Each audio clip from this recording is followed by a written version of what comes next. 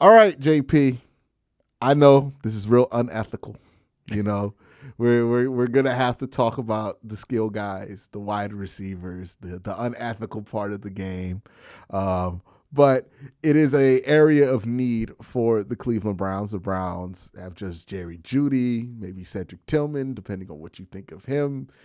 And then like there's Isaiah Bond, who I thought was okay this year. You know, there was some issues with him not turning his head around on certain routes. That I don't know if that ever gets out of a player. Like if you have a guy who does not turn his head around when he's running a drag on mesh, I don't know if you ever can coach that out of a guy. Because like, how does that happen in the NFL? But he got open, so I guess there's something there with Bond. He's at UDFA too, so you didn't spend a draft pick on him. When you look at the sixth pick, that it's a awkward spot for this draft to have the sixth pick and need a wide receiver because guys will be there, but they're not gonna be outcome wise what you would expect to get from the sixth pick of the draft, right? Probably more in line with what you would expect to get outside the top 10 in a normal draft, right? Yeah, this draft class feels like there's not going to be a Jamar Chase or a Justin Jefferson or like even in like a Drake London maybe in this class. There's not going to be a Tedero McMillan, I don't think. But there are some very good receivers in this class, Mm-hmm. starting with Makai Lemon, who is my wide receiver one. I love how he plays and is going against all of my like stereotypes for receivers because I like receivers who are big, tall, and fast. Makai Lemon is 5'11", 200 pounds maybe, but he just plays with such urgency as a route runner. You can move him inside or out. I do think he might be best in the slot, but when you think about what Todd Monken used was A Flowers for, like Makai Lemon has such this body control, the never really drop passes at USC. I think Makai Lemon's a really fun player. Carnell Tate is just easy explosiveness. He glides around the field. I don't think he's gonna run like super fast, but his body control and the movement skills are elite, like some of the best you'll see. And then Jordan Tyson is a guy that I want to like a little more than I actually do. Mm. Or like the movement skills, the ability to create separation is really nice. I worry about the physicality against press, but in a way, he sort of plays football like his brother plays basketball. Where like you can see him get off the line of scrimmage and set somebody up like he's running an ISO. Yeah. And it's super cool to see because like, his brother Jalen Tyson plays for the Cleveland Cavaliers. And it's like, oh, your pro comparison is just your brother. Yeah. So I think it's gonna be a really fascinating process for him. Also, a lot of nagging injuries. That could also be an issue for him. But I do think this receiver class has some very quality guys. I just don't know if they'll be like transcendent wide receiver ones. Yeah, I think that's kind of where I'm at. Makai Lemon is just such a fun watch. Like just a true playmaker at the wide receiver position. Like so many times Maeva was like, "Hey man, let's see what happens." like and look, my whole thing with like quarterbacks like Maeva are like, "Hey, if you're not going to be good, give guys chances." And I appreciate that he does that. Um, because it gave you a lot of really good looks at like, hey man, just how can he handle these situations where he's outside and he has to go up and get a ball, and he just finds a way to do it.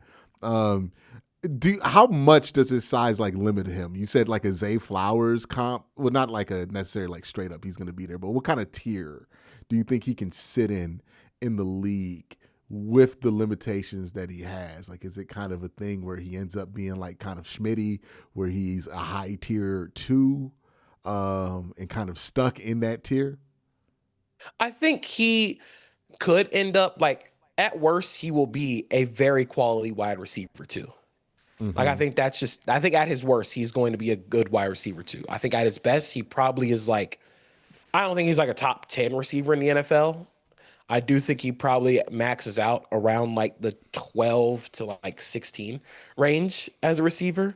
But I think with the way that he's able to move inside, the way that you can sort of isolate him on the inside, the way that Amon-Ra St. Brown is used for Detroit, I think that's very similar. I think he can grow a little bit to win on the outside, but there are just natural size limitations that he'll have. Talk to you guys real quick about Sleeper, the app for daily fantasy, regular fantasy. And now, if you look at the pick section on the Sleeper app and go to the team section, you have predictions that you can now use on the Sleeper app. You can choose winners of games. So let's say you're a Cavs fan, the Cavs play the Wizards or something like that, and you think the Cavs are going to beat the Wizards, you can pick the Cavs to beat the Wizards in that kind of scenario. For me personally, I went with the Cavs getting the championship this year. And of course, you know, I had to throw in the same for the Cleveland Browns winning the next Super Bowl. So if you want to join in the fun on that, make sure you join the Sleeper app. If you also want to use the Sleeper app for all the other things I mentioned, make sure you use the promo code Worst Take. Get a 100% match on up to $100 when you use the promo code Worst Take. Make sure you join the Sleeper app. I think some of the thought process with Carnell Tate is maybe he might be much better than what he was able to show in college because Jeremiah Smith is there. And there's some of this with like the other Ohio State guys. I think we're seeing this with JSN, right? Who he was Jeremiah Smith, not Marvin Harrison, right? He was Marvin Harrison. He was Marvin Harrison. Yeah, he was kind of like in that shadow there. Or it's like a Justin Jefferson, Jamar Chase thing where it's like, oh, because Jamar is there, it's like people don't really notice Justin as much.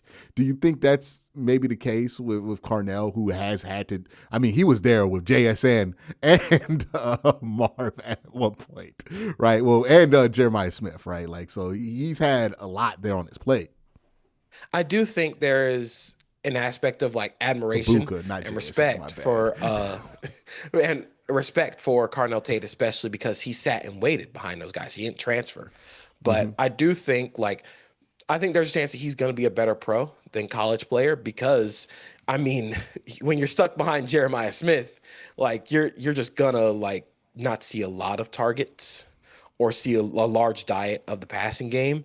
But I do think his body control, the grace is all there. And I think he has improved so much since his time in Ohio State and Columbus with his hands, with his nuanced route running. I think he has improved a lot in those areas. I do worry about him against press. I think he's sort of get run off his routes a little bit. And again, he's not exactly like he's quick, not fast. So I'm very curious what he projects to at the NFL level. For any of these wide receivers at the top of this conversation, right? Are there any kind of measurables that you're waiting to get on them that concern you? I think for me, I just love to see the explosiveness, like the jumps at the combine, and then like the three cone. But you can see like if a guy is fast, he's gonna be fast. If he's fast on tape, he's gonna be fast at the combine. If he's gonna run, he's gonna be quick at the three cone. He's gonna be quick on tape. So I think you'll have all that stuff already there. Okay. All right. Let's go to the next tier of wide receivers. These guys who you would consider maybe with that Jaguars pick, if you decide to go offensive line with that first pick in your draft. Who would be there in that conversation at number 24? I think there's a couple guys. First is Denzel Boston, a receiver from Washington. Big, 6'4", 210 pounds, can go up and get the ball. He is your jump ball guy in this draft class, but I do think he has some underrated like wiggle to his game. I think he's got some shake. I think he can create a little bit of separation. That's not his game, and he's not going to be like a yards after the catch guy, but he's going to win on over routes, crossing routes, and and he's going to box out guys. The other guy is Texas A&M's Casey Concepcion, who might be the best separator in this class. And if you want like a Zay Flowers 1-for-1, he might be the Zay Flowers 1-for-1 because as well as he creates separation and he ran a lot more real routes at Texas A&M this year than NC State, he's got a little bit of a drop issue that's scary. And there are some focus drops that he had throughout this season as well, although that improved a little bit. So you're just a little bit like really like you and really like how much you can separate and the speed. And he's going to be a factor in the return game as well. But he also drops passes. But those are really the only two guys that I would consider around that number 24 pick. When it comes to like wide receiver prospects who has drops, how much of this can we blame on like quarterbacks? Because I have seen with like a lot of different quarterbacks Where some of these guys, they come in and they have a ton of drop issues, and then another quarterback comes in with the same exact wide receiver core. There's not drop problems there. Like, is it one of those situations with him where the improvement with the drops was like, oh, well, maybe the quarterback was just better for him? Like, what happens there with wide receivers that creates these kind of problems? I think you sort of got to go back and watch the tape to figure out why all those drops happen. Sometimes it is just a really inaccurate pass, but there are times where you'll see a lot of guys wait for the ball to get to their chest, and that's not a great thing. You want to go out and catch it with your hands. You can see a lot of guys won't catch it like this. They'll kind of their hands will still be separated and they'll try and clap the ball instead. And that's what leads to a lot of drops. I think for Concepcion, there's a little bit of I would imagine this is the worst one because that feels like a tip ball machine. yes. Or if you let it get into your chest, that's bouncing Yeah, up off the bouncing chest. up off the pads, and that's a safety interception, pretty easy. Yeah. So, was there anybody else that you would throw in there in that late first conversation? Maybe like, or are the guys that you would talk about at 24 the same guys you would talk about at 39? I think it'd be different guys at 39 and 24. I think 24, those are the Concepcion, Boston, Tate, Lemon, Tyson are going to be your first round receivers. Around 39, there are going to be guys like Chris Bell, who is big, strong, fast, tore his ACL, but he showed a lot of physicality off press that was really impressive. Still needs some more refinement in his route running. Then you have a guy like Chris Brazell from Tennessee. And again, the Browns going to the Tennessee well for receivers. Do Yeah. not look at the run blocking because that's not going to be a thing for him. Um, and then, I am but out on all Tennessee offensive players until Heupel gets fired. Like that, because like watching that, I was watching like even Dylan Sampson. I'm like, wow, this is just strange what they ask people to do out there at Tennessee. Because like you'll see sets where like you're watching from the end zone and it's just 7 people in the angle. Because everybody's like on the numbers. I don't know. The Cedric Tillman experience did not sell me on the high pool guys, but I mean, I guess he put Gabe Davis into the NFL, so there's that. I mean, He kind of yeah, has the same problems that but Cedric Tillman Brazil, I has. do think there's a difference between Brazil and the other Tennessee receivers. I think he can actually sink his hips, create a little bit of separation in his route stems, but he's 6'3", maybe 180 pounds. He does not have a lot of play strength. And when you press him, you can tell that he doesn't have a lot of play strength. Mm-hmm. So you worry a little bit about him facing off against some physicality, but he has the speed. I think he has the ball skills, but there's just a lot of flaws with his game when it comes to physicality at the top of his routes as well. I think a guy like Ted Hurst also makes sense in day two. He's bigger than Brazil, played at Georgia State, was an immediate, he was a producer at Georgia State for both years, including this year when they went 1-11. He's got ball skills, he's got the speed. He is another one of the big, tall, fast that I think would make a lot of sense. Um, but those are the guys I think, like, if you're truly trying to find that downfield aspect in this offense, I think those 3 guys make a lot of sense. All right, JP, we've talked a lot over the course of this interview. If you were the Browns GM and you had your perfect selection of pick 6, 24, 39, who's going where and what do you do with it?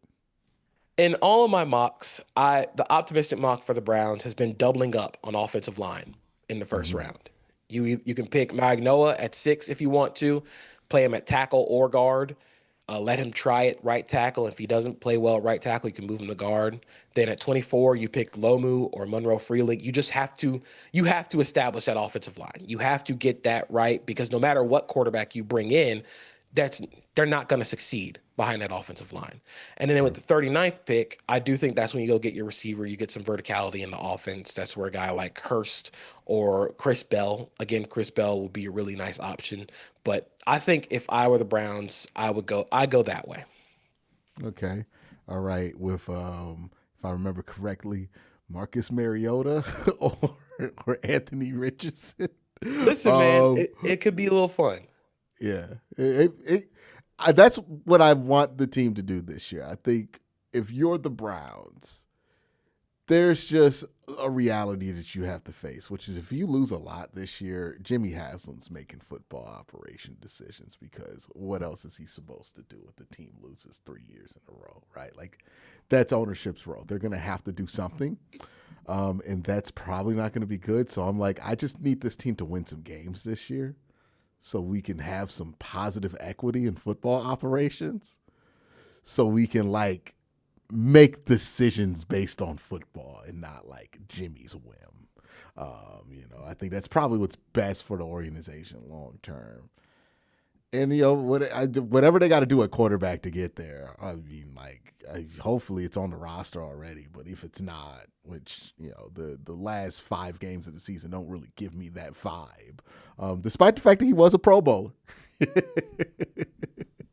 But yeah, it is a sticky situation the Browns have themselves in. The one thing is that they have such a good defense that it does give them some margin of error to work with on offense. Last year they almost beat the Bills, and they gave us nothing offensively for like a whole half of a football game. So there's that. I mean, you could do what the Texans did in the playoffs, where the Texans basically were just like dragging that offense along. The Browns defense is good enough to get to that point. What do you think about the idea of like, the Browns maybe looking at corner, like maybe getting a free safety, somebody like an AJ Halsey out of LSU, or maybe a Genesis Smith, or even like a D'Angelo Ponce or a Bud Clark? I do like the prospect of adding a safety in this draft class. This is a really good safety class. I mean, outside the guys you mentioned, Traden Stukes, Mm-hmm. Genesis Smith's teammate at Arizona is a guy that I think would really be nice in that secondary, especially with his versatility as a safety nickel hybrid. I do think another guy like Emmanuel McNeil Warren, he might be out of range when you get to pick 39, but I think he's one of my favorite players in this class. He's a hammer when it comes downhill, has always makes plays on the ball. So I could see them adding a safety just to kind of round out that defense. If you could draft a linebacker to pair with Carson Schlesinger in this draft, who would you do? Kyle Lewis from Pitt on day 3. Yeah, that makes Like if you're sense. looking for like the JOK Devin Bush replacement, I think Mm-hmm. Kyle Lewis would make a lot of sense. All right, JP. Want to appreciate you for coming on here. Where can people find you, man? Where can people see more of you? You can find me on CBS Sports. You can find me at CBS Sports HQ. I co-host a podcast, Pushing the Pile. We'll be having shows on Thursday. We'll have shows Tuesday. We'll have shows Sunday after the Super Bowl. So just make sure watch out for that. Follow me on TV. Follow me on CBSSports.com. Just see what I'm doing. You gonna be doing anything special for the combine? Not to my knowledge, not yet. All right, all right. Well, if you are, make sure you go follow him on all of his social media so you can go check him out. I want to thank JP once more for coming on and sharing his knowledge with us. Everybody have a great day. Have a better night. Peace.